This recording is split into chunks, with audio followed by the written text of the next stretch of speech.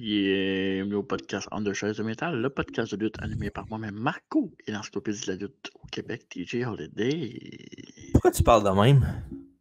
J'avais le goût de prendre ma voix du téléjournal aujourd'hui. Ouais, c'est pas parce qu'à la GW disent qu'on a des voix mielleuses que t'es obligé de prendre une voix pareille de même. Là. Ouais, d'ailleurs, je me suis regardé, puis il y a bien des affaires que j'ai pas aimées. Il n'y a rien de mielleux là-dedans, c'est ça? Non, je me suis regardé, puis j'ai. Vu que c'est. Ouais, je peux le dire, vu que c'est moi, des fois j'avais l'impression que j'étais un peu autiste, pas tout là. OK. Ben, en même temps, Fait tu que je vais tant du essayer de monde de corriger même, toi. mon niveau d'autisme et je vais revenir à la normale. Rien contre les autistes, mais c'est ça. J'avais l'air très dans ma bulle. Oui, les autistes ne me dérangent pas, c'est plus les Tucker qui me dérangent. Ça, c'est. Est-ce que tout le monde va comprendre cette joke-là? Tucker! Ouais. Hey, c'est le dernier show du mois d'octobre. Ouais. C'est l'Halloween cette semaine. Enfin débarrassé du paye-moi de l'année. Hey, toi, il commence pas, là. Ouais, je savais que tu avais tentation en disant ça. Tu vas-tu te déguiser mardi? Non. Pour notre live à travers la table, tu devrais être déguisé. Non. Pourquoi? Trouve-moi un costume, on me déguisé. J'ai rien. Je dirais pas un costume pour une fois dans l'année, quand même. Là. Mais non, pas que tu t'achètes un costume, mais tu pourrais te déguiser en diva, en poteau de Jacinthe René? téléphone, non?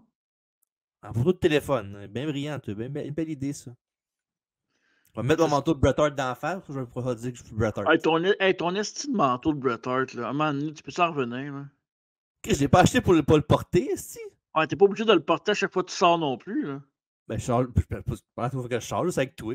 Pas Tu vas-tu le parler. mettre à soir? Peut-être. Je sais pas. Pense pas, mais peut-être. Non, parce que t'attirais trop l'attention, c'est ça l'affaire. Ben là, je le porte pareil des fois. Là. Je pense que je vais m'en commander un, juste pour le mettre une fois. Puis là, il y a quelqu'un qui va me faire un commentaire, genre, hein, c'est bien laid. Moi, là, juste parce que c'est pas Bret Hart, là. Après, y en a-tu de. Quel lutteur je pourrais. Chris Tailleul, t'en as vu un l'autre jour pis t'as dit non. Tatanka? Je suis j'ai vu Ted DiBiase l'autre jour pis t'avais dit non que t'en voulais Ah ouais. pas. Fait que. C'est niaiseux, les affaires de même. Ben oui, ben oui. Dis que Bref, j'ai plein de bonhommes, tu sais. non, mais j'ai pas de bonhomme, mais j'ai trois autres paquets de cartes de hockey, tu sais, c'est ça. Bref, c'est ça. Ouais, c'est ça qui est ça, c'est notre intro. On n'a rien d'autre à plugger, nous autres, fait qu'on dit des niaiseries.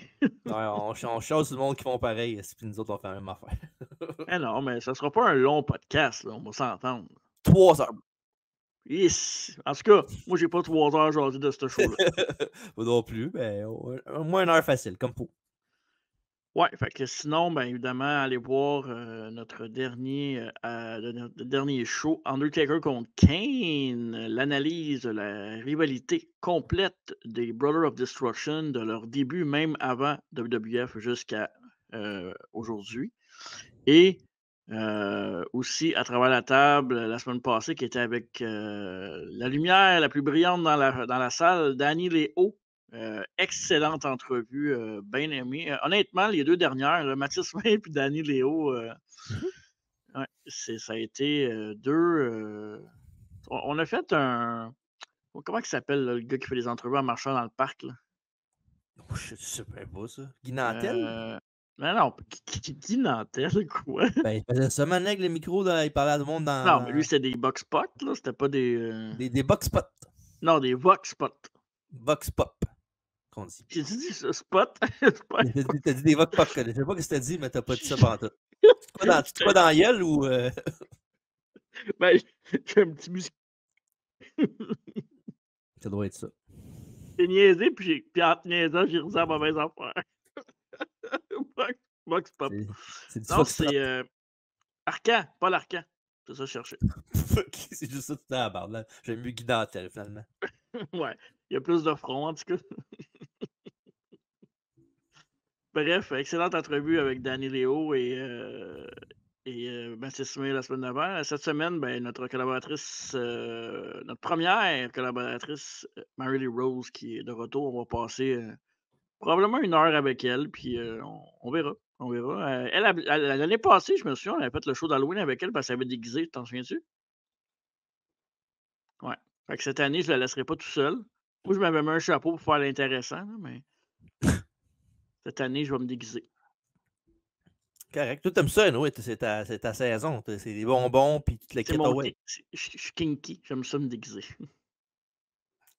Yark. Bref, c'est ça. Et, ben, t'es obligé de le mettre, ça, c'est la semaine passée. Ben là, c'est la dernière fois qu'on le met, après ça, on n'en parle plus. OK. Les gagnants de notre tournoi interactif des meilleurs tag teams, les 16 meilleurs tag teams qu'on a choisis sur les réseaux sociaux. Ben c'est ça, les Dudley Boys qui ont remporté contre les World Warriors pour la marque de 26-21. Ouais. Ben, tu sais, c'est ça, mais il n'y a pas tout le monde qui écoute à travers la table non plus. Il y a du monde qui écoute juste le rétro review, puis c'est tout. Fait que, Ben, de informer plus les en gens. plus, à travers la table, il y a des bonnes statistiques Ouais. de plus en plus. Ben, depuis un bout, là, notre YouTube, là, il y a un nouveau sub à quasiment tous les 2 jours. Fait que continuez de vous abonner, on Ben espère oui. que vous aimez ça, puis ça va être encore meilleur, on vous le dit. Ouais, meilleur, c'est ça. Je rentre pas plus en détail, je promets rien, mais ça va être meilleur. OK, parfait, c'est bon, ça. Toujours plus haut, toujours plus fort. Nananana, nanana. Chanteuse de Jerry Boulet. Ah ouais, je sais, c'est bon, ça, du Roger Boulet, c'est excellent même. Mais là, avant de commencer le podcast, j'imagine que il y a quelque chose qui s'en vient, c'est ça? Ben, il y a tant une petite affaire qu'on fait d'habitude avant, me semble. Là, je me rappelle pas trop c'est quoi, là, mais il me semble que Ben, ouais. tu veux-tu parler de la démission de Valérie Plante à la ville de Montréal, qui s'en va dans l'année prochaine? Et non! Dans la vraie vie! C'est quoi dans la vraie vie? Tu en parler, toi, ou... Ah non, c'est. T'as peu. Yeah! Dans la vraie vie, évidemment. Le segment où je vais devenir Marco dans la culture populaire autour du show qu'on review aujourd'hui, qui est évidemment Halloween avec 90. Fait que Marco, comme d'habitude, on commence avec la première catégorie. Chanson numéro 1 en Amérique du Nord. Puis là, pour les titres, par exemple, puis tout, là... Ouais. Juste la fin, ça va être bon, je pense, parce que les titres de chansons, tu l'auras sûrement pas. Ah non? Non. OK. J'ai une demande spéciale. Tu peux-tu remplacer Céline Dion par André Waters dans ton graphique? Pourquoi? Je l'aime, André Waters, moi. Ben... OK, je sais pas. Mais non, c'est une blague, là. C'est correct, là. OK. 90, je vais dire... Amérique du Nord, 90, je vais dire... Bon Jovi. Tu as un autre guess parce que c'est pas le même genre. C'est pas un groupe non plus, c'est ça? Non, c'est une chanteuse. Je vais dire Gwen Stefani. Ah non, elle était pas toute seule dans ce temps-là. En 90, Ouais, elle était pas là encore? Attends. Ben, elle était là, mais elle était pas toute seule. Était-tu là? Non, je suis pas sûr qu'elle était là, non? Je pense pas qu'elle était là en 90. Là. C'est plus 95. On va dire la Madonna. Et non, c'était Black Cat de Janet Jackson. Ah, ok. Je me demandais c'était qui Black Cat, mais quand t'as dit Janet Jackson, ok. Ouais, le titre avant l'artiste. C'est le numéro 1 au Québec. C'est un gars? Non. Encore une femme? Oui. Elles sont bonnes, hein, les maudites. Domine des palmarès. Who run the world, girls? Girls. En 90. C'est bien ça si c'est pas une attrape. Je vais dire Marjo. Tiens. Bonne réponse! Je sais, de Marjo. Il était pas la seule à le savoir. Toi aussi, tu le savais. Ouais, exact. Ouais. Film numéro 1 au box-office, ça, tu l'auras jamais. Non? Pourquoi? Non. Parce que c'est pas un film. C'est un film connu, là, mais c'est pas la mer à boire, mettons. Tu sais que moi, j'écoute pas des films connus, hein, à cette heure. Ouais, mais là, c'est en 90 qu'on parle, là. Une comédie, un drame, pis, Une comédie, ouais. Ouais, c'est vrai que les comédies, c'est pas ma tasse de thé. Comédie, là, ouais. Je vais dire Le Retour de la Marmotte. 190, ça? Non, 194. Le jour de la marmotte qu'on dit. Ouais, Le Retour. Non, c'est pas... Non, c'est plus loin. Attends un peu. Je me reprends. Le jour de la marmotte, je vais checker en même temps. Non, c'est pas ça. Ça, c'est quand même facile. C'est en 94, Le Jour de la Marmotte, je pense. Ben non, c'est avant ça, mon chum. Ok, mon chum.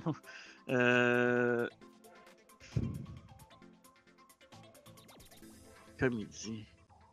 Là, t'as une comédie romantique en plus, un esti d'affaires à l'eau de rose. Là. T'étais pas loin quand même, 93. Ah, c'est ça. Non, je sais pas pour vrai. L'amour dans de beaux draps avec Kirstie Alley et Bill Pullman.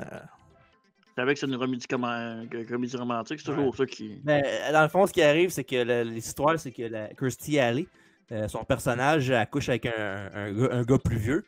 Puis qu'après l'acte, elle se rend compte qu'il est mort. Fait que c'est ça.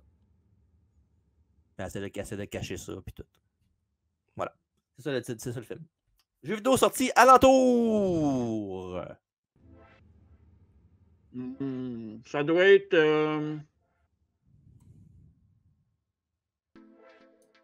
Ninja Turtle, t'es. Non, c'est Mega Man 3 sur le NES.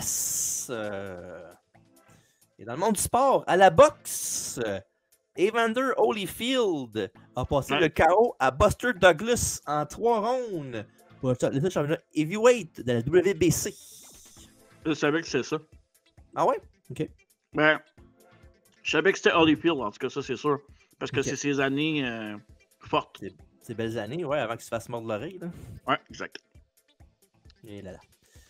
Sur le WCW Magazine du mois de novembre, qui s'appelait à l'époque le Wrestling Wrap-Up, les Steiner Brothers font la couverture.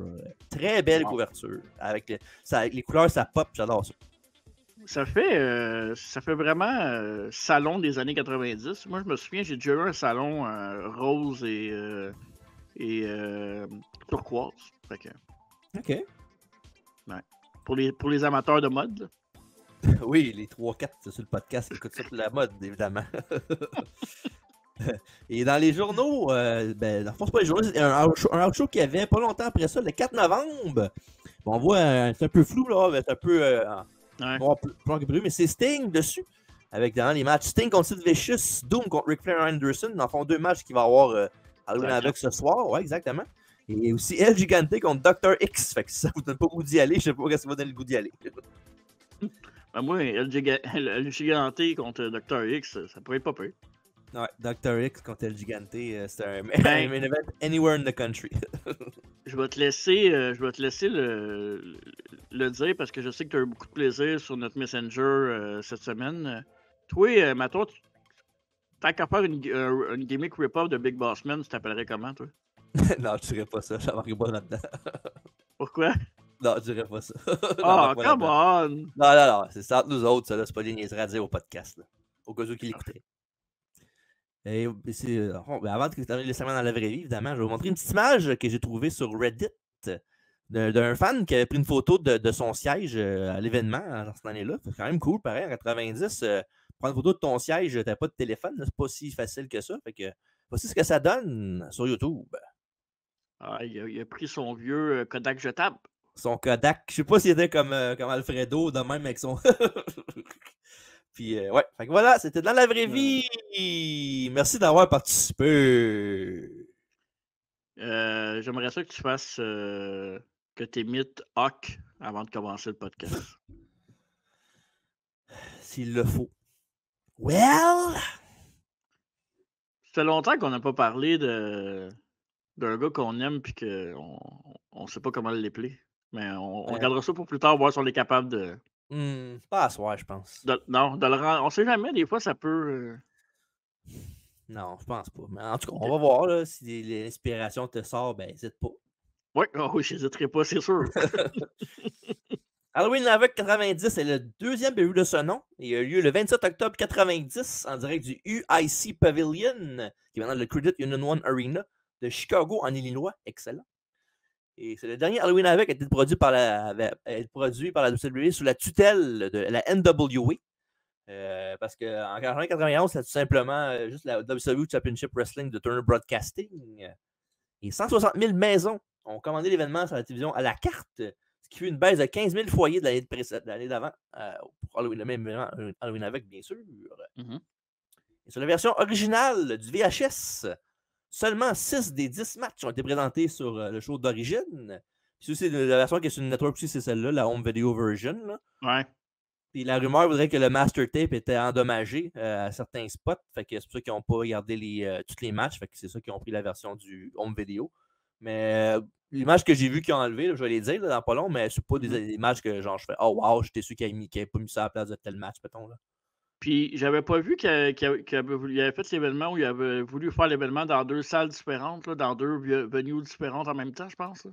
Ça se peut, ça me dit rien, mais ça se peut. OK. Ça, j'ai vu ça quelque part. J'ai lu ça quelque part, là, à travers les journaux. Là, tu sais. OK. À travers les tables. Oh. Ouais. Je parlais des matchs pas longtemps, mais voici les matchs qui n'ont pas été sur la version du pay-per-view qu'on regarde et qu'on a vu sur la vidéo. Terry Taylor a battu Bill Irwin. Et Bill Irwin qui était plus tard à la WF en tant que The Goon. Voilà. Brad Armstrong a battu GW Storm. Les Master Blasters, qui sont Kevin Nash dans cette équipe-là à l'époque, qui a affronté les Southern Boys, qui ont gagné. Et aussi le Junkyard Dog a remporté son duel contre le Moondog Spot. Puis aussi, il y avait 2 dark matchs avant le gala qui ont été présentés. Où ce que Tim Horner a battu Barry Horowitz. Et dans l'autre, Rip Rogers a battu Reno Riggins. Alors voilà, c'était les matchs qu'il n'y avait pas sur la version du network et le VHS qui a été mis au pay-per-view. Ouais, ça aurait été quand même cool pour voir Nash dans cette gimmick-là. Puis peut-être Junkyard Dog, c'est toujours intéressant à regarder lutter, je trouve. Pas contre Moondog Spot, là. Non? Ben, je sais pas, je pense pas. OK. On va te faire confiance là-dessus. Ouais. Et on a une intro spooky cheap un peu pour commencer. De l'époque. De l'époque, là, c'est correct. En 90, il ne faut pas s'attendre à des prix Nobel non plus. Bon. Et les commentateurs pour la soirée sont Jim Ross et Paulie Dangerously. Ils sont déguisés pour l'occasion. JR à Al Capone, puis Paulie en Dracula, que voici sur YouTube. Quelque part, je vais le trouver dans quelques secondes. Je vais vous mettre ça. Et voilà. Exactement. C'est de quoi? Okay, je cherche ma souris sur mon écran. Parfait. Ouais. Donc, on voit Paul Heyman qui est de toute beauté, puis Jim Ross qui est là.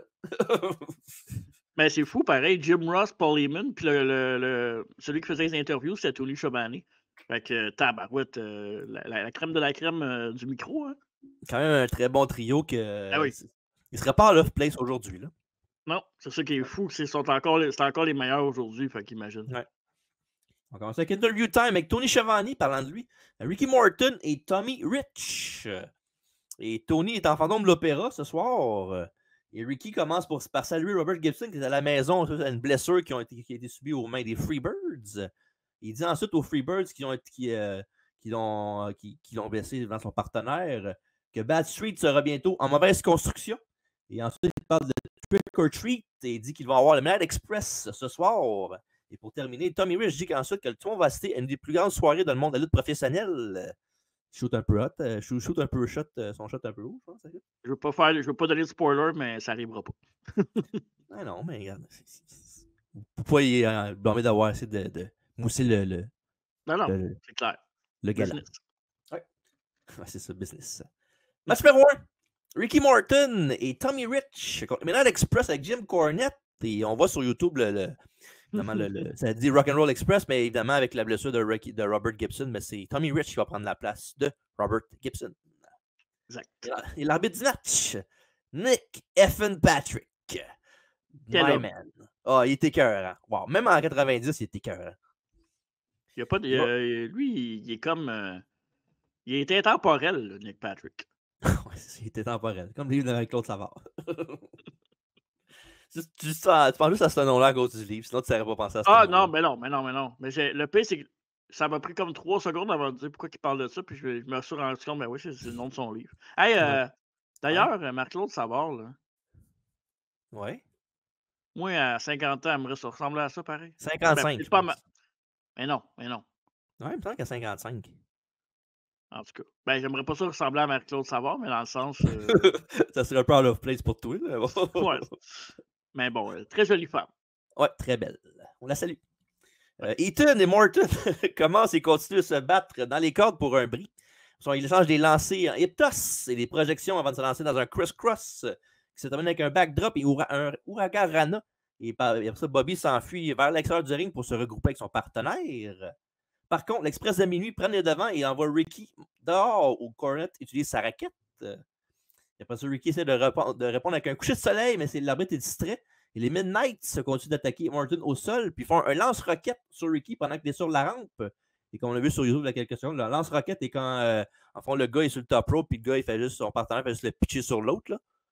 Ouais, ils sont bien flous, les photos, tu sais. C'est dur d'avoir des action shots sans qu'il y ait de. Tu connais les flashs de caméra, puis ils en font la même, fait que c'est dur d'avoir ça. J'essaie le plus possible, mais maintenant. Après 4-5 shots, chaque affaire, je me suis tanné, puis je fais de fuck off ça. T'as give up. Ben maintenant, là, je veux bien. Ah ouais, essayer, ben ouais. mais... Correct, c'est correct. Je disais pas ça pour toi, c'est juste non, que je sais. les autres trouver des shots. Des bons croquis.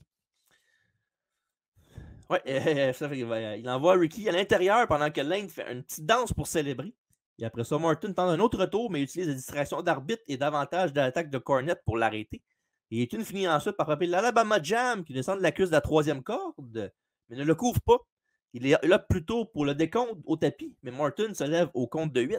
Après ça, les Midnight tentent à nouveau pour le Rocket Launcher, mais Ricky lève les genoux et c'est fait la tag à Tommy Rich, son partenaire. Et Rich entre et est une maison de feu. Wildfire, Tommy Rich, hein, c'est pas qui est une maison de feu. Il frappe les deux hommes avant de se slammer le Beautiful Bobby. Il frappe ensuite un Lutez Press à Sweet Stand, mais Ethan brise le tombé. Et après ça, Rich tente un mouvement du top rope, mais Cornette fait bouger la corde et il le fait tomber. Et les Knights sont sur le point de gagner le combat. Mais Tracy Smothers et Steve Armstrong, les Southern Boys, arrivent déguisés en Jim Cornette. Il attaque Jim, qui laisse tomber sa raquette dans le ring. Évidemment, l'arbitre est distrait par le chaos qui se passe avec les Southern Boys et aussi Bobby Eaton dans les Sœurs du ring. Malade.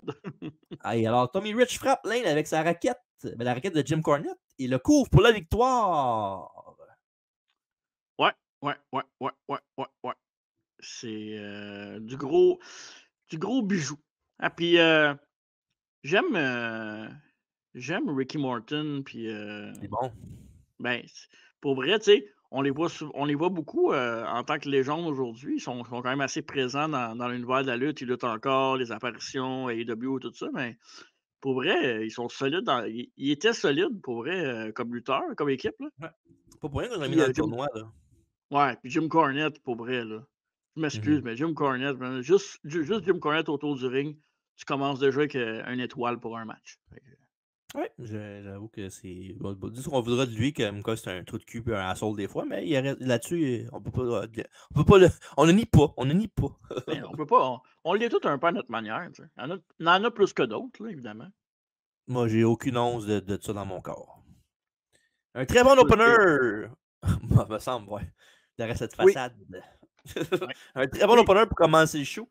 Et les Midnight Express sont tellement forts pour vrai, puis Morton en babyface en péril, il était écœurant. Là. Juste pas plate, là, parce que ça aurait été bon dans. Tommy Rich, c'est pas mauvais, mais ça aurait été bon de voir Robert Gibson tout court à la place. Mais je comprends qu'ils ont fait un angle de blessure. Fait que c'est bien correct. Tu as donné à combien ce match-là, toi? J'ai donné 3 à ce match-là. Aussi bon, ok. Ouais. J'ai donné à ce match-là 3 et 3 quarts sur 5. Oh, wow. Ouais, c'est pour ça que j'ai fait. C'est bon. Ben, parce que je pensais que tu pas être dans le même ballpark que moi à peu près. Là. Non, 3, mais puis je pense que j'ai juste un autre match qui est plus fort que ça. Ah ouais, ok. Ah ouais, t'as mis. Je dis oh ouais, mais je sais quel match que tu parles, puis je suis d'accord, Ben oui. mais. On ne parlera pas trop une chute, mais on va en parler tantôt. Ok, parfait. Malheureusement, c'est la fin pour le Midnight Express. Stan Lane et Jim Cornette vont quitter la compagnie pour longtemps après ça. Et Morton et Rich vont continuer leur équipe pendant à peu près 6 mois jusqu'à temps que Robert Gibson revienne.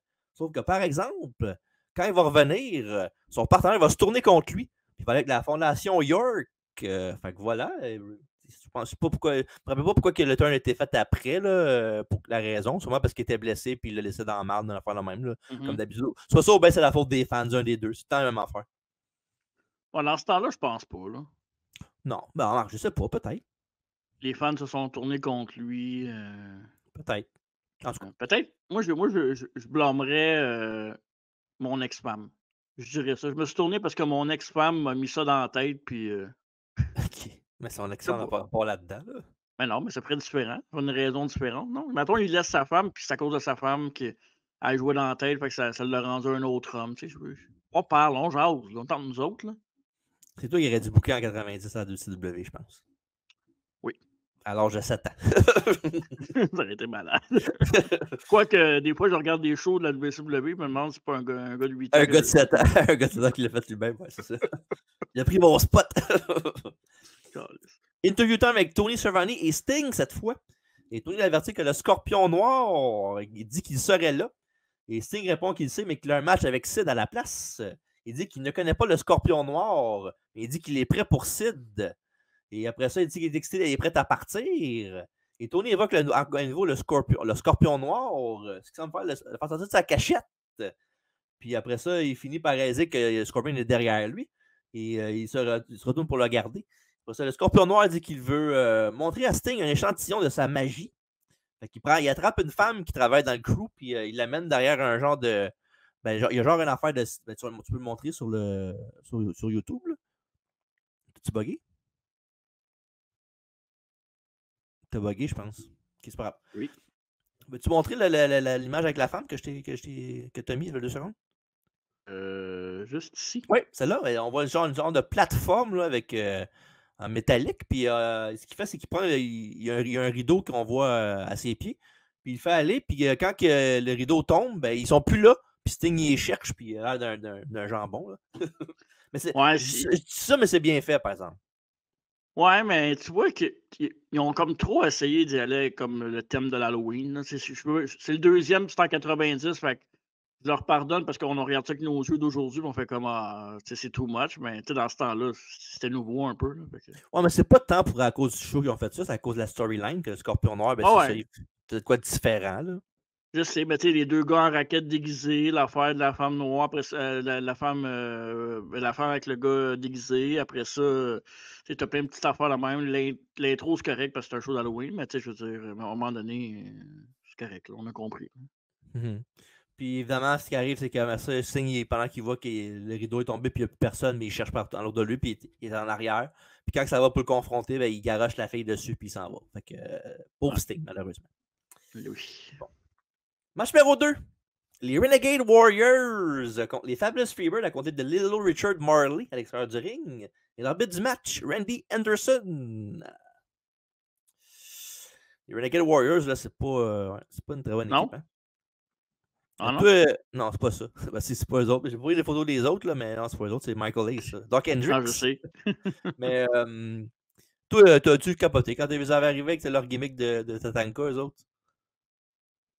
Ben, c'est sûr qu'au début, j'étais comme ah ouais. Puis après ça, je me suis dit ben pourquoi pas. Aïe! Une chance qu'on n'a pas entendu le 3/4 parce que ça a coupé. Parce que... Ah, pour vrai, ça a coupé? Mais ça, tu t'as fait le hi, puis après ça, il y avait plus de son, mais tu bougeais pareil. Aïe! Ok, c'était un peu mieux. Malheureusement. Mais pour vrai, la plateforme, là, c'est de moins en moins stable hein, de mon côté. Non, mais ça, cette affaire-là, ça le faisait souvent avant. C'est pas une question de l'application. Là. Il va falloir changer des affaires là, parce que. C'est le son, des fois, que ça projette qui fait que ça manque des bouts. Bref, on n'est pas technique à soir, hein, ben, on va continuer avec le review du match à la place. Mark Youngblood et Michael Hayes commencent le combat. Et Hayes avec un petit moonwalk avant d'attaquer son adversaire. Il n'est pas beau de suite, hein? Non. Et les Renegade Warriors prennent l'avantage quand Chris Youngblood fait une double corde de linge volante aux deux, qui était très bien fait. Pendant que les Freebirds se regroupent. Après ça, Garvin arrive et prend le contrôle avec une série de prises de tête. Et Chris essaie de riposter. Mais il est poussé dans un punch par Michael Hayes. Après ça, les Freebirds utilisent une discrétion de l'arbitre pour lancer Chris par-dessus les cordes et laisser Marley l'attaquer. Évidemment, si l'arbitre l'aurait vu, ce spot-là, il aurait disqualifié les Freebirds parce qu'à l'époque, le CW, quand tu lançais un gars par-dessus la troisième corde, il était disqualifié pour le match. Ben, j'aime ça, moi, cette règle-là. C'est quelque chose que je referais, moi. Non? Ben, je sais pas, là. Peut-être plus à cette heure parce que je vois peut-être pour un match, là, mais je sais pas. En tout cas, John Moxley, il aimerait pas ça, lui. Non, c'est sûr. Ben, ça ou bien bladé, les deux. Ouais. Exact. Ouais. Fait qu'après ça, on a eu les Freebirds. Après ça, les Freebirds ralentissent le combat, mais les fans scandent DDT quand même. DDT qui est la prise que Michael Hayes fait. Et la foule eut pas mal des Renegade Warriors. Ça fait soirée Michael Hayes dans un petit sourire en coin. Chris essaie de riposter et renverse même une tentative de DDT de PSAs. Mais les Freebirds utilisent encore plus de distraction et de tricher pour rester en contrôle. Et Chris slam ace à la troisième corde et fait un relais à son partenaire sans réaction de la foule. Et ça prend pas de temps que tout le monde est dans le ring à se fesser. Et Chris amène Richard Marley sur le ring, mais ça cause une distraction. Et Ace fait son DDT à Mark Youngblood et la foule explose. Garvin couvre ensuite Mark pour la victoire des oiseaux libres fabuleux. Moi, j'aime beaucoup leur outfit au Freebird. J'apprends dernièrement, je te dirais depuis peut-être 6 mois, les Freebird. J'ai vu quelques affaires d'eux autres, puis honnêtement, c'est comme un peu.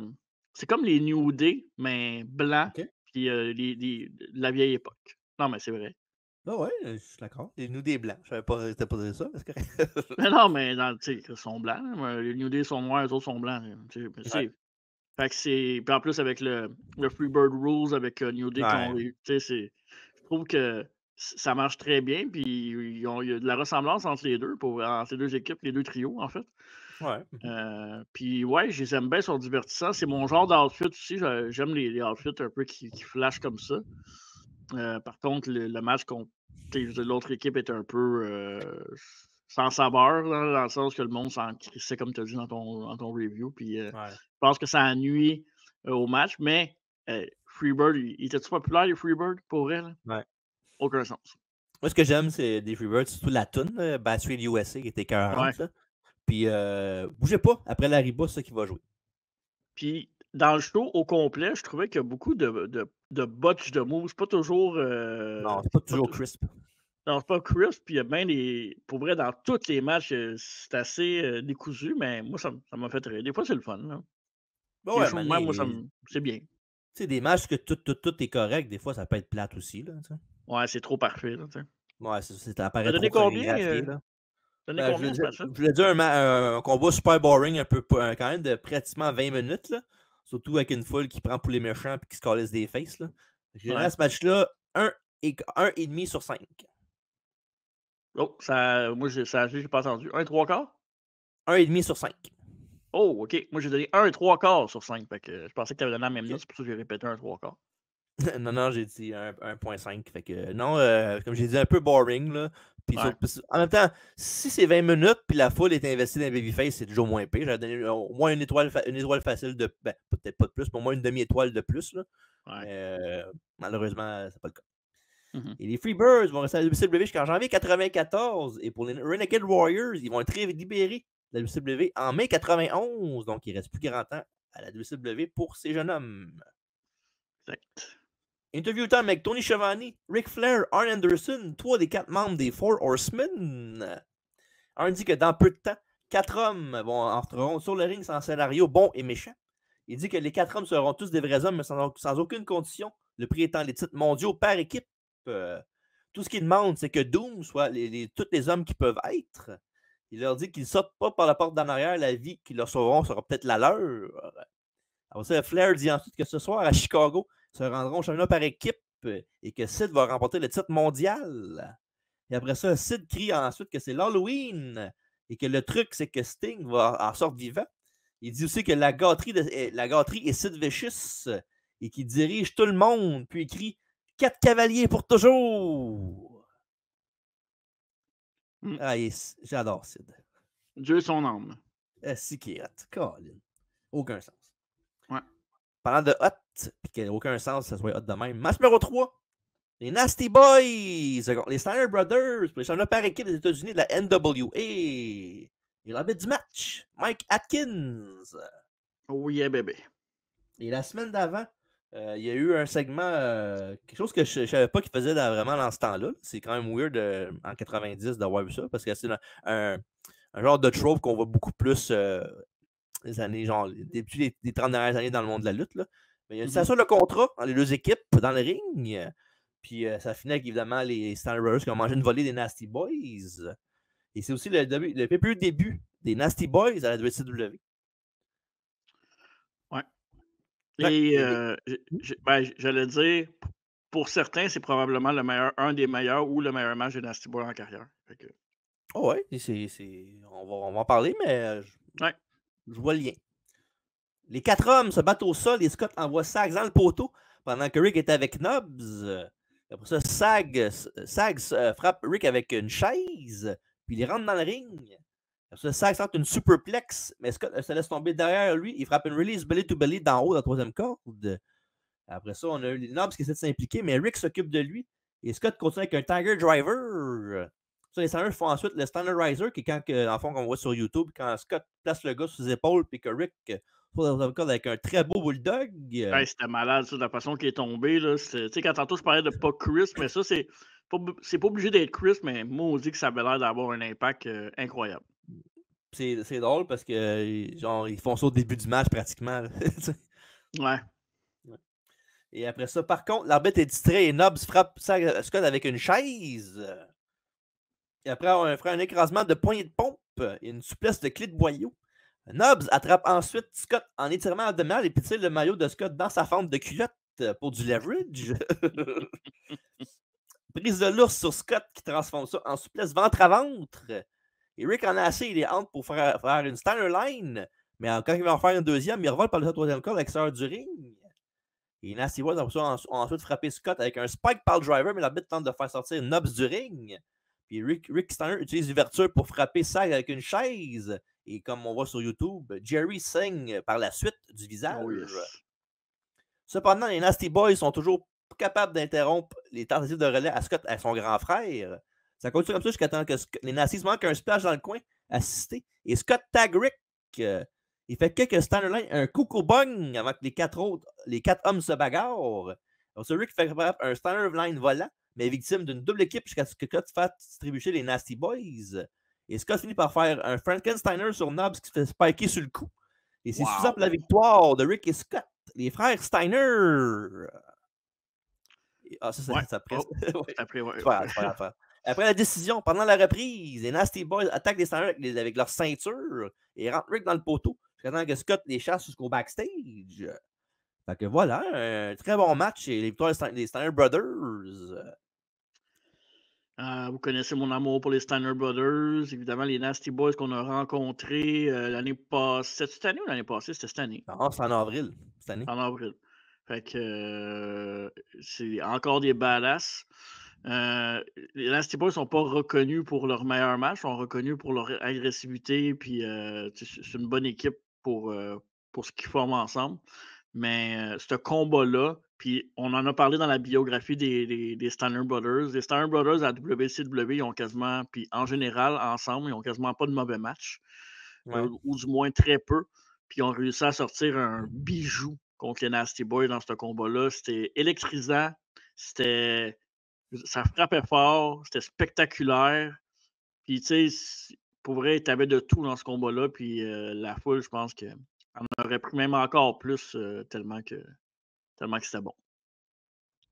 Ouais, puis pour vrai, ce match-là est excellent. Puis évidemment, avant de. C'est un autre très bon combat, par avec de la bonne énergie, là, la foule qui était dedans aussi. Puis j'étais jamais plate à regarder le combat. Là. Il y a tant de quoi qui se passait. Fait que bravo aux 4 lutteurs pour faire un bon combat du début jusqu'à la fin. Puis je vous donne combien tu donnes, toi, ce match-là? J'hésitais entre deux parce que je vais donner 3 et 3 quarts sur 5. 4, j'aurais donné 4, mais 4, c'est que ce soit un sacré bon match. Mais 3 et 3 quarts pour ce match-là, je trouve que c'est parfait. OK. J'ai donné 4 à ce match-là. Ah, tabarouette. Ah, mais c'est correct. Ça ne va pas déranger pendant tout de donner 4 étoiles. Mais c'est un bon. no-brainer, C'est même. un très bon match. Ouais, c'est un très bon match. Ouais. Et après ça, on a une interview time avec Tony Schiavone et Scott Steiner tout seul. Et d'après moi, puis il avait sûrement vu qu'il y a beaucoup de matchs qui ont été coupés du show. Je pense qu'il y avait un match avant ça, puis après ça, il est arrivé avec sa promo parce qu'il est arrivé tout de suite après. Puis vous allez voir pourquoi que ça fait plus de sens s'il s'est découpé dans le montage parce que sans l'autre, avait fait une petite belle job à se déguiser très vite. Ouais, oui. Oui, fait que Scott dit qu'il a tout le monde a vu qu'il y aurait du sang et des tripes. Puis les deux Nasty Boys qui l'ont mordu plus qu'ils peuvent mâcher. Alors, cette phrase-là. Et Scott les avertit alors qu'ils n'ont pas terminé, mais il est interrompu par un vendeur de concession qui s'approche un peu trop. Et Scott, pour sa promo, le vendeur l'attaque par derrière et se révèle être Jerry Sags. C'est malade. Wow!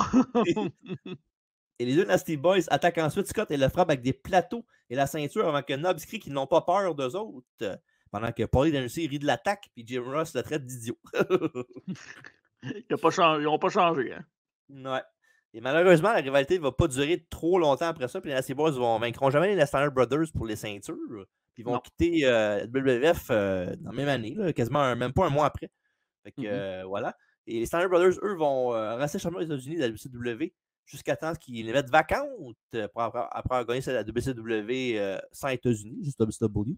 Ouais. Le 9 mars, contre les Fabulous Freebirds, qu'on a parlé tantôt. Les titres qui vont être enlevés en juillet après une blessure à un biceps de Scott Steiner. Ouais, big pop, pop, pop, comme ça. Pop, pop. Ouais. Une machine. Oh yes. Une machine inaudible. C'est ça, je pourrais dire ça, c'est Scott Steiner, c'est ça. OK. Mais dans le sens que quand il fait ses promos, des fois, oui, j'avais compris c'était quoi ça voulait dire inaudible. Là. Je sais pas, mais il me semble que ça dit parfaitement qu'est-ce que Scott Steiner est. Là. Correct. Je pense que pas. Là. Moi, quand on dirait Steiner, j'ai l'impression qu'on entend parler de Warrior des fois. Pas la même façon qu'il parle, mais les affaires avec les promos qui sortent les deux. Là. Il crie un peu moins que le Warrior. Là, mais... ouais, mais je parle vraiment genre le verbal qu'ils ont là, ensemble. Là, qui parlent. Ouais. C'est pas lui que j'ai vu passer cette semaine qui disait qu'il devrait être sur Netflix quand Kura va commencer pour parler ou je sais pas trop. Là. Non, j'ai vu ça. Il dit je devrais être un des gars qui ouvre Netflix, Raw sur Netflix, puis qu'il devrait me donner un micro de WWE. Ça serait tellement random. Il y a ça serait bon. Ça serait malade. Ah, mais première fois qu'on va entendre le 1er janvier. Wow. Match numéro 4. Ric Flair et Arn Anderson contre Doom avec Teddy Long pour le championnat par équipe de la NWA. Et Doom est formé de Axa Butch Reed et de Ron Simmons. Alors, après ça, on a Arn et Ron qui commencent avec les skills et tentatives de lock-up de l'autre. Mais Ron pousse Arn au tapis. Et Anderson essaie de répliquer, mais Simmons en a une tentative de souplex pour le faire tomber au sol. Les deux se regroupent ensuite à l'extérieur du ring et prennent alors le contrôle avec une double équipe sur Simmons. Et Butch essaie de continuer à briser toutes les pins, mais à toute fois qu'il fait ça, il distrait l'arbitre. Et Simmons revient finalement avec une double corde à linge et Flair se pousse. Il poursuit Teddy Long dans le ring, mais se fait gifler pour ses troubles. Et après ça, on a Arn et Reed exigent tous deux d'affronter les autres membres de l'équipe alors que Rick et Butch se font face. Rick essaie de faire ses chops, mais lui et Arn finissent par se faire press-slammer et garrocher en bas du ring. Après ça, on a Flair et Reed qui commencent à changer des atémies et des coups de poing jusqu'à temps que Flair s'écroule au tapis face first comme si Ric Flair le faisait si bien toutes ces années-là. C'est pas de classique dans le Slick Rick. Après ça, on a Reed qui l'envoie dans le coin pour son bomb signature, puis le caméraman, il reçoit comme les pieds de Ric Flair, là, c'est son fameux corner bomb qu'il fait. Là. Et après ça, on a Arn qui finit par intervenir et fait son superbe spinebuster à Simmons. Et les cavaliers commencent à travailler la jambe de Ron. Et après ça, on a Flair qui finit par verrouiller la prise en 4 et Arn l'utilise comme levier, pendant que Simmons renverse la pression en se tournant sur son bedon. Et après ça, on a Arn continue l'attaque sur sa jambe et les Horsemen tentent de continuer sur pour faire le tag à Butch, son partenaire. Puis réussit finalement après un facebuster, puis Reed arrive avec quelques coups de poing et un drop kick avant que les 4 hommes se battent dans le ring. Après ça, on a Anderson qui tente un pile driver, mais Reed réussit un plaquage d'épaule volant. Et la bagarre continue et Arn réussit à frapper son DDT, mais le pin est cassé. Et après ça, la bagarre se répand ensuite sur le sol et dans la foule. Et l'arbitre doit donc compter les deux équipes pour un count à l'extérieur, et aucun gagnant. Donc, tout champion par équipe de la NWA, Doom. Avec Ric Flair, avec son costume comme Galloop, là, le bonhomme. Ouais, c'est son Galloop, ouais, exactement. Sauf les bottes, ils n'étaient pas de la même couleur, par contre, je pense. Peut-être. Il y avait les bottes bleues, son Galloop, me semble. Ouais, lui, il est vert là-dessus. Fait que... Ouais, c'est vert, ouais. Fait que non, il est dur à décrire ce match-là parce que il était intéressant parce qu'évidemment, les lutteurs qui étaient dans le match étaient très, très le fun à regarder, beaucoup d'énergie, ça frappait fort. C'était, un match de Ric Flair n'est jamais plate, même quand il est plate en général. Là. Mais Je sais pas, tu sais, la fin, ça me laisse un peu sur mon appétit. Je comprends pourquoi ils l'ont fait aussi. Le match était pas très long non plus, C'était quoi, 11 minutes à peu près? 11-12 minutes, là? Je vais pas regarder, mais je pense à peu près ça, ouais. Je peux aller voir, là, je l'ai devant moi. Ah non, c'est 18 minutes, excuse, c'était un petit peu plus long que ouais, 18 minutes. OK. Ça a paru moins long, d'abord, fait que tant mieux. OK. Toi, t'as-tu aimé ça ou? Ben, je trouvais que c'est un match solide malgré le finish push, là, mais en même temps, je comprends qu'il fallait protéger les deux équipes pour des rematchs, puis que c'est correct. Mmh. C'est pas la fin du monde. OK. Moi, Puis j'ai dans ce donné, match-là, ouais, vas-y, ah, vas-y, ben, vas-y. vas-y, non, vas non, vas-y, vas-y. 3 sur 5. J'ai la même note. On est Parfait. right on là-dessus. On est d'accord? On aurait dû le dire en même temps, ça aurait été malade. Wow! Ouais. Et les deux équipes vont avoir un rematch à Starrcade 91 avec Barry Windham qui va remplacer Ric Flair dans le combat. Puis il va encore avoir un autre contest après un double pin. Ça va être la fin de la feud dans les deux équipes. Euh, Comme je disais tantôt, un peu dommage. Barry Windham, tu dis? Ouais. Je sais pas c'est Ça, qui. c'est pas long que à Bray, ça? Bray À Wyatt? Dallas aussi, ouais. Au Dallas aussi, ouais? Ouais, je pense que oui. OK, parfait. Juste être sûr, des fois, tu sais, ça va Ouais, tellement vite.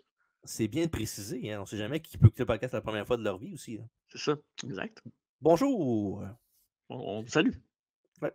Ensuite, ils montrent une promo préenregistrée de Stan Hansen. Du tabac à chiquer qui coule de la bouche, puis il tient une petite citrouille. Il dit à Lex Luger qui va s'occuper de lui dans quelques secondes.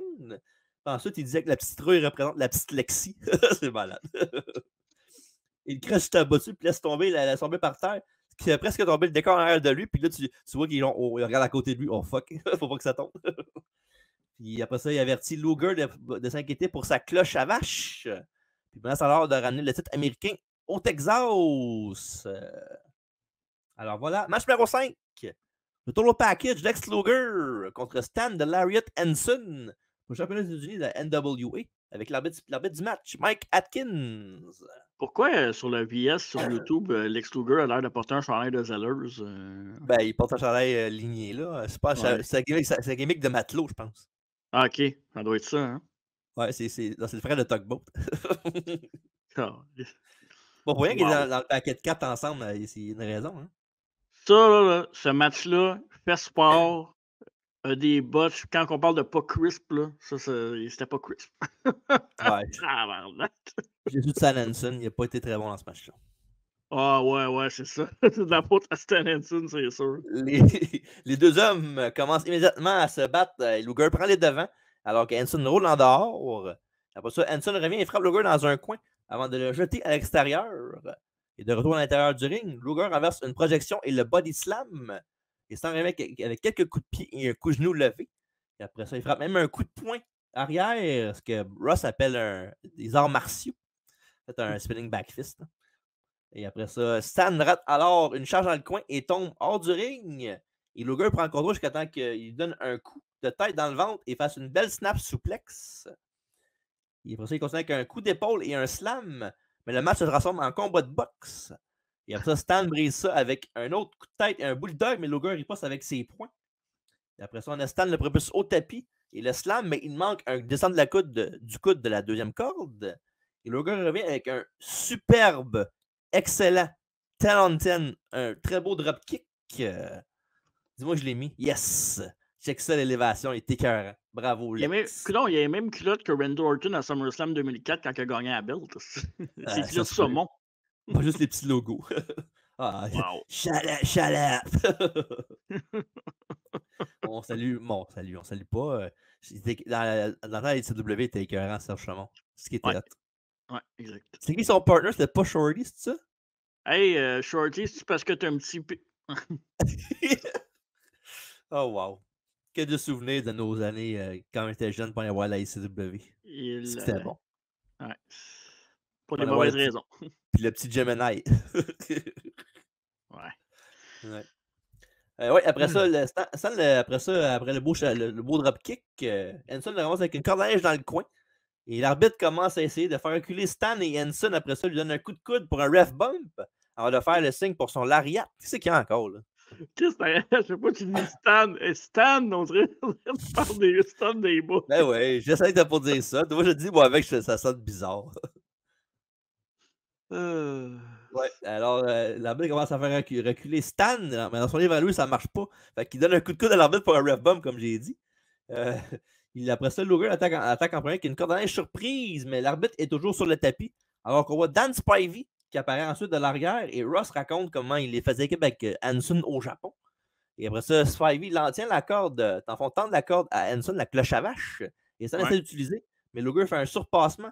Et alors que Luger tente une corde à linge, Hanson l'attrape avec une lariat surprise. Le court pour le 1, le 2 et le 3. Et pour gagner la ceinture des États-Unis, M. Stan Hanson. Et puis, la lariat, là. Ouais. Mettons, Luger n'aurait pas pu la bumper, il n'aurait pas eu le choix. Ben, il a comme pogné de côté en plus, ça n'a pas dû faire du bien. Puis il l'a comme vraiment amené à terre, planté, tu tombes puis tu restes à terre. Là, c'est... Ouais. Wow! Stan Hanson, c'est un monstre. Là. Il a pratiquement fait tu t'assis puis tu pisses là-dedans. C'est un monstre, Stan Hanson, je l'adore. Il était cœur. Ah, il était cœur, ouais. Puis wow. il y a beaucoup de similitudes avec JBL là, par après. Là. Ouais, vraiment. Ouais. Ben oui. Ouais. Pour plus tard là-dessus, soyez là au mois de novembre au podcast. Ouais, fait que non. Ben, tu sais, le dernier podcast, je parlais de Luger, c'était ses meilleurs matchs dans ces années-là. Peut-être pas son meilleur match niveau chimie puis niveau. Tu sais, c'est un peu. Ben, en même temps, c'est moins de la lutte télégraphiée, c'est plus de la lutte hard knocking. Là, tu vois que c'est un match d'Hanson, dans le fond. Là, fait que, si tu le vois de cette façon-là, ça fait du sens. Si tu le regardes en tant que fan de lutte, puis tu t'attends à voir des manœuvres qui. Peut-être que tu es un peu plus déçu du match, là, je pense. Il y a deux façons de le voir, dans le fond. Ouais, Stanley Combos avec deux gars qui se rentrent dedans, puis no matter what, tu vas aimer ça. Le Big Meaty Man slapping meat. Ouais. Fait que non, c'est correct. Mais un match correct sans plus, mais ça aurait pas été pire, là, à mon avis. Fait que je donne à ce match-là 2,5 sur 5. Fait j'ai donné 2,5 sur 5. C'est correct. Mais avec cette victoire-là, Stan Hanson va mettre fin au règne de Luger de 523 jours. Puis c'est pas rien. Ben, en même temps, je dis c'est pas rien, mais c'est le plus gros règne de l'histoire des championnats des États-Unis. Il n'y a personne qui l'a à côté, même à ce jour. Là. Non, fait que c'est tant mieux. Et le règne d'Hanson va être court, par exemple, quand Luger va récupérer la ceinture à Starcade dans un bull rope match. Et pour Spivey, il va filer avec Lex pour la même ceinture par la suite pendant quelques mois sans jamais la remporter. Exact. Après ça, on a un interview time avec Tony Schiavone et Teddy Long. Tony accuse Long de ne pas avoir une narquois sur le visage, mais alors Teddy répond « Omi ne joue pas à ça ». Et il y a une référence que je n'ai pas entendue depuis des années en disant ça. Omi, c'est drôle d'entendre Teddy Long dire ça. Là. Et Long dit ensuite qu'il a prouvé à la NWA, à Ted Turner et au monde entier que Doom est l'équipe la plus méchante, la plus dure et la plus... il a dit méchante 2 fois, là, de la lutte. il dit aussi qu'aux Horsemen qui n'auront pas une autre chance au titre parce qu'il a fini avec eux autres. Et bien sûr, comme je disais tantôt, ça s'avérait pas vrai parce qu'il y a eu un match à Starcade entre deux équipes. Mais voilà, Teddy Long, il avait beaucoup à dire à Halloween avec 90. Holla holla, player. Et après ça, on a Missy Hyatt qui est aux côtés de Jim Ross et Dangerously. Et Paulie est occupé à parler au téléphone alors que Missy prend le micro et dit qu'elle avait prédit que Sid gagnerait en premier. Et elle dit que ce serait pas facile pour Sid parce que le Scorpion Noir a dérangé l'esprit du Stinger. Puis ça fait drôle de voir Missy Hyatt et Jim Ross un côté de l'autre après ce qu'on sait aujourd'hui. Ouais, ça fait aussi drôle de voir Missy Hyatt sur de meilleurs jours qu'aujourd'hui. Oh ben là, c'est à 90, ça fait 34 ans de ça. Là, non, je sais, mais tu sais, des fois, il faut accepter de vieillir dans la vie aussi. Ben là, il appartient, ça. Regardez, un beau petit couple. Check Jim Ross, il a l'air d'un gérant d'épicerie. C'est plus la madame à l'arrière de Missy Hyatt, là. Il peut rire. Puis le petit gars en arrière qui essaie de regarder qu'est-ce qui se passe, la petite jeune prépubère avec la bouche ouverte, le gars avec la casquette qui, lui, regarde Missy Hyatt. Plein de... hey, j'ai une photo pareille, c'est même malade. Ça, c'est une photo pareille, qu'est-ce que tu veux dire? Ben, j'ai une photo que je fais le même genre d'affaire, mais j'ai le maquillage de Sting en rouge en face. OK, c'est cool. Mm. Match numéro 6. Sting contre Sid Vicious pour le championnat mondial de la NWA avec la bête du match, Nick Effin Patrick. Ouais, les main events, tu laisses ça à Nick Patrick qui va te refaire ça comme un maître. Senior Official. Mhm. Et Sid fait ses tonnes devant la foule. On va se retrouver face à face avec Sting. Puis Sting essaie de faire la même chose, mais Sid l'attaque de dos. Et après ça, Sting riposte, c'est un crossbody, mais Sid l'attrape et lui fait un backbreaker. Parce que Sting no-sell. Puis il fait ensuite une corde à linge avant de se lancer dans un figure 4. Après ça, vite. Sid roule vite en dehors du ring pour reprendre son souffle. Et dans le ring, Sid met les doigts dans les yeux de Sting. Et par contre, il passe à la troisième corde avec une corde à linge manquée. Il se chamaille sur le sol et Sting rentre Sid dans le poteau et revient dans l'arène ensuite. Le Stinger tord le bras de Sid, mais Vicious avec un très beau kip-up. Il fait une corde à linge ensuite. Un move très impressionnant pour un big guy comme lui. Ben oui, ben oui. Ouais. Et après ça, Sid prend le contrôle et dit aux fans de se taire. Shut up! Et Sting fait un sunset flip, mais Sid le frappe. Mais par exemple, Sid fait son l'épée, puis il fait genre, il monte ses muscles. Fait que l'autre, il fait juste continuer le move, puis faire le pin pour un compte de 2. Mhm. Et après ça, Sid domine ensuite le Stinger pendant quelques temps, avec entre autres un power slam et des coups à la poitrine, un peu comme Sheamus, là, comme Sheamus Picton aussi, dans les cordes. La 15-12. Et Sid domine ensuite le Stinger pendant quelques temps avec ces manœuvres-là. Et Sting t'en a un crossbody surprise du top, mais ce n'est pas toujours suffisant. Et après ça, les deux hommes s'échangent des shirts sur la rampe, parce que Paulie ne comprend pas. Évidemment, c'est Sting que Sid doit battre Sting dans le ring. C'est donné champion mondial de la NWE et pas heure du ring comme qu'il fait en ce moment. Et Sid le slam et retourne dans le ring, mais Sting répond avec une croix de corps depuis la rampe, un crise de beau spot en courant de la rampe jusqu'au ring, en clairant les cordes. Crise de spot, ça. Sting a toujours été très spectaculaire et très énergique dans ses matchs. C'est ce qui le définit pas mal en tant que lutteur. Là. Mm-hmm. Après ça, Sting, avec le coup de la fronde, envoie Vicious en bas et après que ça sort lui, sur une croix de corps en slingshot du ring jusqu'en bas. Et pendant que les hommes se battent dans l'allée, Flair et Double A arrivent, ce qui distrait l'arbitre, Nick Patrick, alors que Sting et Sid se combat jusqu'en l'arrière. Après quelques instants, ils reviennent, mais la caméra passe à un plan étrangement plus large. Ils se battent dans le ring et Sting tente un slam, mais Sid tombe sur lui et obtient un compte de 3 au grand choc de tout le monde. Ross est confus, mais Sid est déclaré vainqueur. Et les feux d'artifice et les ballons tombent du plafond à l'Alex Luger à SummerSlam 93. Mais attendez, un autre Sting fait son arrivée de l'arrière avec une corde qui lui pend après le bras. Et Ross dit que c'est le vrai Sting. Il rentre dans le ring et apparemment la bête réalise ce qui s'est passé puis le match continue. Sting frappe un Stinger Splash et fait ensuite un petit paquet acide pour la vraie victoire. Le public ne sait pas trop quoi penser de tout ça, mais il applaudit. Et les célébrations continuent pour Sting, toujours champion de la NWA. Puis on voit ensuite, Sting avec la petite couette à la Dave Gould en arrière. De Rat Tail, oui, en effet. Ouais. Et après ça, on voit ensuite aux reprises que le Sting s'est fait battre par Sid était un autre gars déguisé pareil comme Sting. C'est le vrai Sting qui a gagné par la suite qui est revenu. Puis pour ceux qui ne le savent pas, le faux Sting était fait par Barry Windham. Et dommage qu'il a fallu la reprise vidéo pour savoir qu'est-ce qui s'est passé parce qu'ils n'ont pas fait une très bonne job. La photo que tu as montrée tantôt là, avec les deux Stings qui se regardent, ils ont montré ça au replay parce que sur le moment du match, c'était un plan large, comme j'ai dit, puis ils ne l'ont pas montré pendant tout. Fait que, ça, c'est des reprises vidéo.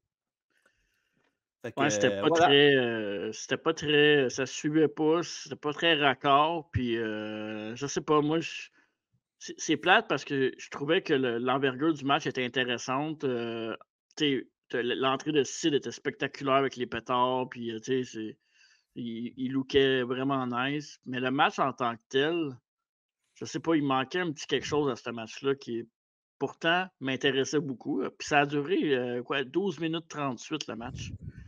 Ça n'a pas été très très long, ça c'est correct. C'est pas. Mais j'aurais peut-être inversé les temps de match. Puis en même temps, je comprends pourquoi Sid, tu veux peut-être pas lui donner 20 minutes. Là. Tu veux quand même le limiter dans son temps de match, mais je sais pas. Moi, j'ai été un peu déçu par ce match-là, surtout pour un main event, puis pour closer un pay-per-view. Je sais pas ce que tu en penses. Avec la fin, en plus, un peu beaucoup botché. Là. Ouais, mais pour un match, là, si tu enlèves le fait que c'est un main event, puis tu juste regarder le match pour un match, c'est pas table, mais c'est pas sans plus. Là, c'est pas. Puis pour un main event, c'est pas mal faible, par exemple, là, malheureusement. Ouais. Là. Ouais. Fait que, surtout qu'il y a quand même Sting dedans. Là. Ouais, Sting, mais Sting n'était pas encore en. Comment je pourrais dire ça? Il ne peut pas sortir un match de tout le monde. Il fallait qu'il ait le bon adversaire pour l'affronter, même s'il était bon. Là. Ouais, c'est vrai. Il était C'est- pas, il était pas Ouais. rendu là encore dans sa carrière. Non, c'était pas un leader encore. Il pouvait leader à un certain point, mais de match au complet, puis que ce soit un match Ouais. solide contre n'importe qui. Là. C'était pas un Shawn Michaels ou un Bret Hart, mettons, qui fait un bon match contre n'importe qui. Là. Non, c'est ça, exact. Ouais. Hmm. Je donne ce match-là 2 et 3 quarts sur 5. J'ai donné à ce match-là 2 et 1 quart. Bon, c'est correct. Ouais. Fait que, Les deux réponses sont bonnes. Hmm. Et suite à sa victoire, Sting va continuer d'avoir le Black Scorpion dans ses pattes. Et à Starrcade, il va s'affronter dans un combat de cage. Et Sting va gagner pour ensuite démasquer le Black Scorpion qui était Ric Flair. Ouais. En fait, il y a une histoire pour ça, je vais la dire, là, mais ça récap parce que c'est Ric Flair, là, mais c'était pas Ric Flair depuis le début qu'il voulait avoir. Là. En fond, il devait être révélé comme étant le lutteur Al Perez, vous connaissez peut-être pas Al Perez, là, je ne connais pas tant que ça moi non plus, mais c'est pas un jobber, c'est un gars qui avait du potentiel à l'époque. Mais ce dernier avait quitté la compagnie avant de pouvoir finir l'angle. Parce qu'en fait, c'est que la WWE avait absolument continuer l'histoire parce qu'ils avaient commencé puis il restait plate de la canceller dans le milieu. Puis apparemment, il y avait le choix entre Ric Flair et Barry Windham pour continuer le gars en dessous du masque pour le Black Scorpion. Puis ça a l'air que Ric Flair aurait dit plus tard dans un shoot interview comme quoi que il avait pris il avait fait ça pour rendre service à Barry Windham parce qu'il s'est dit que lui, il pouvait faire n'importe quoi puis il était bulletproof, tandis que s'il faisait ça avec Barry Windham, peut-être que c'était pour scraper le reste de sa carrière. Là. Fait qu'il a pris le bullet pour l'autre. Ce que ça se peut aussi. Là. Ouais. Ça aurait plus affecté Windham pour sa carrière que lui. Là. Fait qu'il a dit go for it, puis pourquoi pas. Fait que pas mal ça. Puis Windham, il était Horseman quand même. Là. Évidemment, il a fait l'affaire qui était déguisant Sting. Fait que c'était le nouveau 4e membre des Horsemen, c'était pour être lui. Puis tandis que Sid Vicious, lui, va faire un quasi face turn en novembre pour redevenir heel en janvier à Clash of the Champions 14. Et ensuite, on a Jim Ross qui rencontre Sting au bord du ring pour un petit mot de fin de gala. Il dit qu'il ne reste que 30 secondes. Et Sting dit à Sid et Horseman à qui que ce soit, si c'est pas une chose, en est une autre.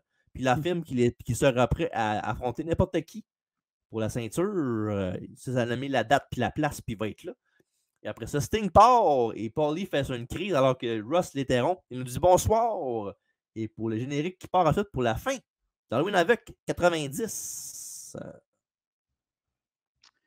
Well, exact. C'était un show intéressant. C'était intéressant, surtout pour des lutteurs qu'on voit peut-être un peu moins lutter dans certains reviews. J'avais des plus grosses attentes, honnêtement. Peut-être pas. C'était peut-être pas la carte la plus forte sur papier, mais j'avais quand même des plus grosses attentes que ce que j'ai eu. C'est peut-être moi le problème là-dedans aussi, là, mais bref. Puis non, je te dirais que je suis content de l'avoir écouté, mais c'est pas un show que je réécouterais. Puis c'est pas un show que je dirais faut absolument que vous allez regarder parce que c'est pas vrai.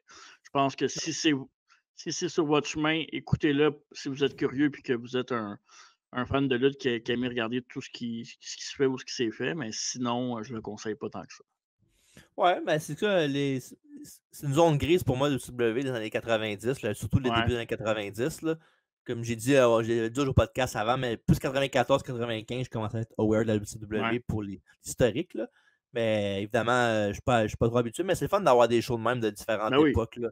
Souvent, quand on fait on choisit les shows qu'on review, puis on choisit WWE genre avant 93-94, je fais ouais, je sais pas, il me semble que je connais pas tout le monde, mais des fois c'est le fun aussi de sortir de la zone de confort puis checker d'autres choses que tu ne checkais pas normalement. Là. Ben, c'est parce qu'on entend bien des histoires sur les légendes, mettons, aujourd'hui. À cette heure, avec les podcasts, tout le monde a sa petite histoire à raconter, tout le monde parle. Les lutteurs de notre époque, à cette heure, qui sont en retraite, fait qu'ils racontent comment ils ont été formés. Puis souvent, c'est ces gars-là, à cause de ces gars-là. Puis là, tu vois ces gars-là dans leur prime ou dans le temps qu'ils luttaient. Fait que là, tu peux comprendre les histoires derrière, pourquoi, avec le style de lutte. Là, ouais, c'est le fun. Je recommande de checker. Des fois, c'est le fun de checker des vieux shows que vous n'êtes pas trop confortable. Vous ne connaissez pas tout le monde sur la carte, c'est pas grave. Écoutez-les quand même. Des fois, on fait des belles découvertes. Exactement. Parlant de découvertes, on va découvrir le match of the night pour les deux. Moi, je vais y aller avec les Nasty Boys contre Steiner Brothers et c'est facile. Ouais. Nasty Boys contre Steiner Brothers et de loin. Rien qui a été proche de toucher à ça dans ce show-là. Ouais. Et dans le même sens, quelque chose qui va être unanime, je pense, c'est le premier match de la soirée. Je vais nommer les Freebirds contre les Renegade Warriors. Yes, deux notes qui ont été en bas de 2. Les deux seules notes qui ont été en bas de 2 dans ce show-là pour les deux. Ouais. Fait que là, ce qui va être différent, c'est la note du show, par exemple. Moi, c'est de dire ta note en premier. OK, moi, je vais donner Halloween Havoc 90, 6 sur 10. Oh, on n'est pas loin. On est vraiment, vraiment pas loin. Même 0.5 de différence. Je vais donner à ce show-là 6.5 sur 10. Parfait, parfait. Ouais. C'est pas un 6. Moi, je trouve ça. C'est pas un 6.5 plate, dans le sens que c'est pas bon. Là. C'est fun à regarder pareil, là, comme j'ai dit tantôt, mais il n'y a pas de match qui va vous faire wow, c'est que remporte les Steiner Brothers contre les Nasty Boys, mais encore là, ça va dépendre de votre. Comment vous aimez les matchs par équipe avec beaucoup de brawl et beaucoup d'interventions. Fait que ça va dépendre de votre mileage, mais quand même, à regarder quand même. Je vais le comparer à un bulletin d'école. Tu sais, quand à l'école, tu as 58 ou 59, mais tu as une bonne attitude, puis ils te font passer à sa fesse à 60, ben c'est ça. Pour moi, Ouais, c'est quand ça. mais tu as l'impression que tu as fait un affaire de marbre, tu n'as pas une bonne note, mais tu as 60, tu fais ah, c'est cool, je suis Ouais, content. C'est exact. vraiment faire. Exact. Ouais. Fait qu'avec ça, Halloween avec 90, pardon, et dans le rétroviseur, on a fini avec pour un méchant bout, en fond forever peut-être. Pour tout le temps, ouais. Ouais. Fait qu'il ne reste plus grand-chose pour les rétro-reviews de l'année, il en reste 2. Fait qu'évidemment, comme qu'on fait à chaque fin de mois, mais voici Marco. Ouais. Qu'est-ce qu'il va y avoir au mois de novembre au podcast? Oh yeah! Mois de novembre, encore une fois, occupé. On va avoir 4 podcasts au mois de novembre. Évidemment, c'est le mois de Survivor Series. Donc, on va avoir 2 Survivor Series à vous parler. Survivor Series 98 avec Deadly Game, le tournoi pour le championnat WWF. Et on va avoir aussi Survivor Series. C'est lequel, celle-là? J'oublie toujours. 99. 99, ouais, c'est ça. Un an après. 98, 99, un an après. Donc, avec Triple H et The Rock, comme on voit sur YouTube. On va avoir la biographie qui va être John Bradshaw Layfield à la demande d'un auditeur il y a 2 ans. On va faire un bout, mais c'est pas grave. Puis c'était Joël Couturier qui l'avait demandé, je pense. Ouais, Ouais, fait exactement. que Joël, qui est encore un auditeur fidèle, on le voit encore. Fait que Joël, c'est pour toi, celle-là.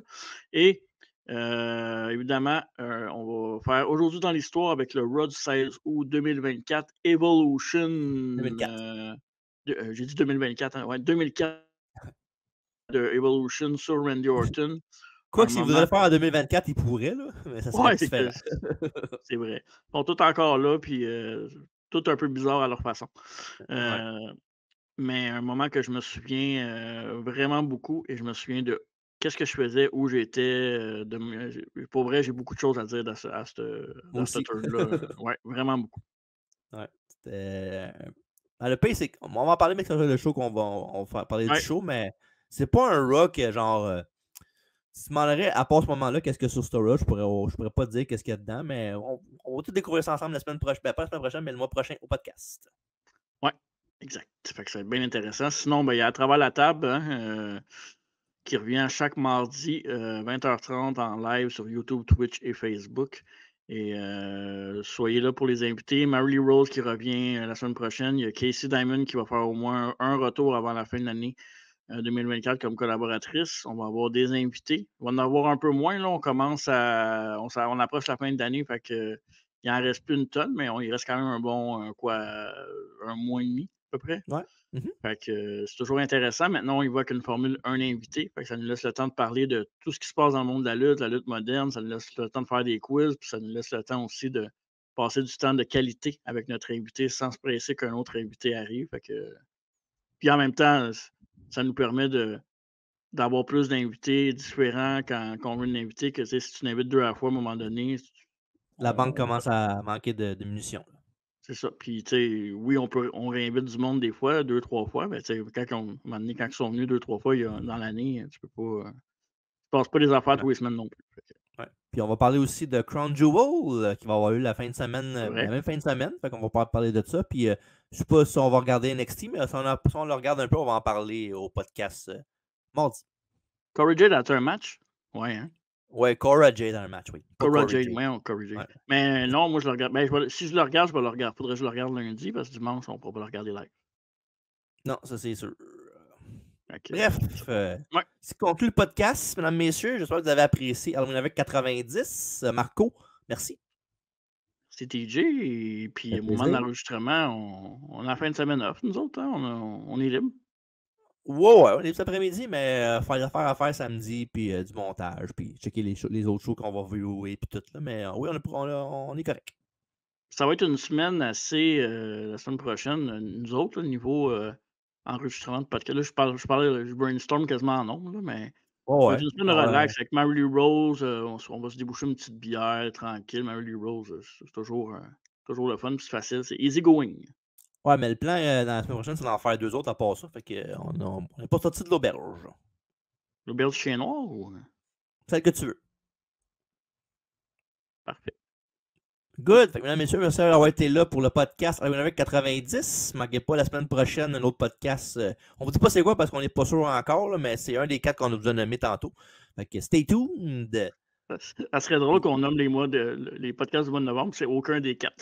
On en fait un autre. Juste pour vous mettre hors de votre zone de confort. C'est bon, ça.